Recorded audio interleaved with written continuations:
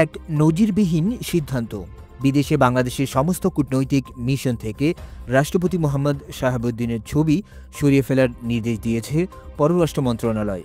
তবে এই নির্দেশ কোনো লিখিত আদেশে আসেনি, এসেছে টেলিফোনে। কোনো আনুষ্ঠানিক প্রজ্ঞাপন ছাড়াই এমন একটি সিদ্ধান্ত কেন নেওয়া হলো? এই আকস্মিক ও রহস্যময় নির্দেশের পেছনের আসল কারণ কী? জন্ম নিয়েছে নানা প্রশ্ন। পররাষ্ট্র মন্ত্রণালয়ের সূত্রে জানা যায়, এই নির্দেশনা বাস্তবায়নের জন্য একটি অনানুষ্ঠানিক চেইন অব কমান্ড তৈরি করা হয়েছে।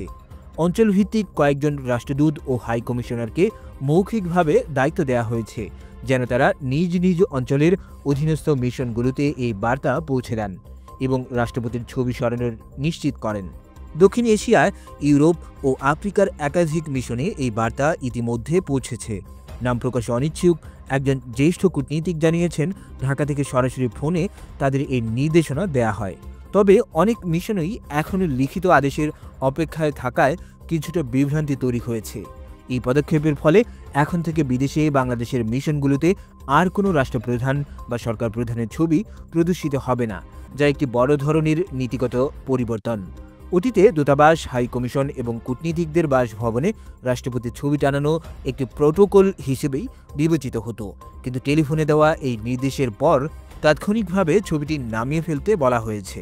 বিশ্লেষকরা বলছেন, লিখিত আদেশ ছাড়া এমন একটি স্পর্শকাতর সিদ্ধান্ত কূটনৈতিক মহলে এক ধরনের ধোঁয়াশা তৈরি করেছে। এদিকে এই বিষয়ে সরকারের আনুষ্ঠানিক অবস্থান জানতে চাওয়া হলে উপদেষ্টা সৈয়দা রিজওয়ান হাসান জানান, রাষ্ট্রপতির ছবি সরানোর কোনো লিখিত নির্দেশনার বিষয়ে তিনি অবগত নন এবং উপদেষ্টা পরিষদেও এ নিয়ে কোনো আলোচনা হয়নি। তিনি এর সঙ্গে আসন্ন নির্বাচনে কোনো সম্পর্ক থাকার সম্ভাবনাও নাকচ করে দেন। যদিও সরকারের পক্ষ থেকে এটিকে নির্বাচনের সাথে সম্পর্কিত নয় বলে দাবি করা হচ্ছে, তবে সুস্পষ্ট কোনো কারণ না দেখানোই এই সিদ্ধান্ত নিয়ে জল্পনা কল্পনা থেকে যাচ্ছে।